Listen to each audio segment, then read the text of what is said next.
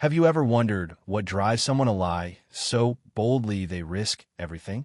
In the heart of a bustling city optician shop, Ho Nguyen stormed in, her voice sharp enough to cut glass, demanding a refund for a pair of prescription lenses she claimed were defective. Her eyes, hidden behind dark sunglasses, told a different story, one of deception that would unravel in a way no one saw coming. HOA was no stranger to the optician's counter at Vision Care. For weeks, she'd been a whirlwind of complaints, each visit louder than the last. She'd purchased high-end progressive lenses, insisting they blurred her vision, caused headaches, and ruined her life. The staff, led by Dr. Emily Carter, a seasoned optometrist with a knack for spotting inconsistencies, had already replaced her lenses twice. Each time, HOA returned, her accusations growing wilder, her demands more aggressive. "These lenses are garbage," she'd shouted that morning, slamming the frames on the counter. "I'm practically blind because of you." Customers flinched, and the air grew thick with tension. Emily, calm but wary, sensed something was off. Hoa's story didn't add up. Her vision tests were perfect, yet she claimed she couldn't read a single line on the chart. What HOA didn't know was that Emily had been quietly investigating. The lenses HOA returned were scratched, scuffed, and oddly worn, as if they'd been deliberately mishandled. Emily's team had run tests. The prescriptions were flawless, crafted to Hoa's exact specifications. Suspicion gnawed at Emily. She'd seen Karens before, customers who twisted truth for refunds or attention, but Hoa's persistence felt different, almost calculated. Determined to uncover the truth, Emily decided to dig deeper. She checked the shop's security footage and consulted her technician, Raj, who noticed something peculiar. HOA had been seen wearing the lenses outside, reading her phone with ease, even driving. Yet, in the shop, she stumbled dramatically, claiming she couldn't see a thing. The real breakthrough came from an unexpected source. Mia, a shy intern who'd overheard HOA bragging at a coffee shop nearby. "I'm getting those lenses for free." HOA had laughed to a friend, tossing her hair. "They'll keep replacing them until I get my money back."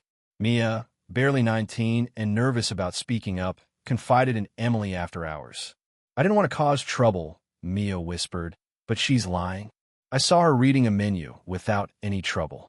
Emily's heart raced. This was the twist she needed.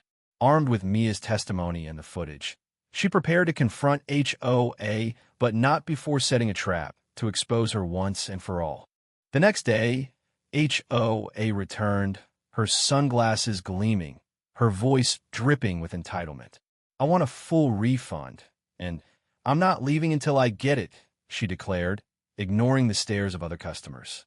Emily, composed but steely, invited HOA to a private consultation room.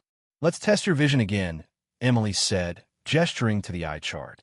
HOA hesitated, her confidence flickering, but she couldn't back down without losing face.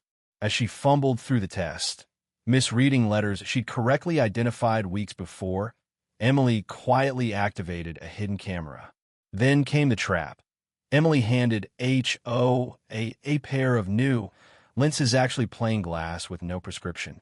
HOA slipped them on, squinted, and immediately complained, "These are even worse. I can't see anything." The room fell silent. Emily's voice was ice cold. "That's interesting, HOA, because those lenses have no correction. If you can't see, it's not the lenses, it's you." Hoa's face drained of color. She stammered, her excuses unraveling like cheap thread. Emily didn't stop there. She pulled up the security footage on a tablet, showing HOA reading her phone effortlessly outside the shop. "This is you, isn't it?" Emily asked, her tone sharp but professional. Customers outside the glass-walled room began to whisper, their phones out, recording the drama. Then, Emily played her final card. "We also have a witness who heard you admit to scamming us." Hoa's eyes darted to the door, but there was no escape. Mia, standing quietly in the corner, nodded, her presence a quiet rebuke to Hoa's lies. The confrontation reached its peak when HOA, cornered and desperate, lashed out. "You're all liars. "You're trying to humiliate me," she screamed, grabbing a display stand and hurling it to the floor. Lenses scattered, frames snapped, and gasps filled the shop. Customers backed away as Hoas' rage turned destructive, her hands smashing a pair of demo glasses in a futile attempt to deflect blame. Security was called, but Emily stood her ground, her voice unwavering. "You've been caught. You misused our products, lied about your vision, and now you've destroyed property. There's no refund, and you're no longer welcome here." The words hit like a gavel, final and unyielding. Hoas' empire of deceit crumbled in that moment. The crowd outside the room buzzed with murmurs, some shocked, others vindicated. Trembling with fury and humiliation, grabbed her bag and stormed out, leaving chaos in her wake. The shop staff began cleaning up, their faces a mix of exhaustion and relief. Mia, who'd been silent through most of the ordeal, stepped forward to help, her quiet courage a stark contrast to Hoas' loud collapse. Emily placed a hand on her shoulder.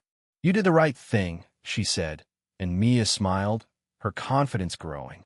In the days that followed, the story of Hoas' deception spread like wildfire. Customers shared it online, praising Vision Care's integrity and Emily's sharp instincts. The shop became a local legend, a place where truth triumphed over lies. For Emily, it was a reminder of why she'd chosen this work. Not just to help people see clearly, but to uphold fairness in a world too often clouded by dishonesty. Mia, inspired by the experience, enrolled in optometry school, determined to follow in Emily's footsteps. As for she faded into obscurity, her reputation tarnished by her own actions. The lenses she tried to scam were a small price compared to the trust she'd lost. Her story became a cautionary tale, whispered in waiting rooms and shared on social media. A reminder that lies, no matter how bold, can't outrun the truth forever.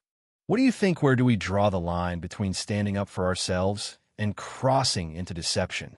Share your thoughts, because stories like Hoas remind us all to look closer at the truth.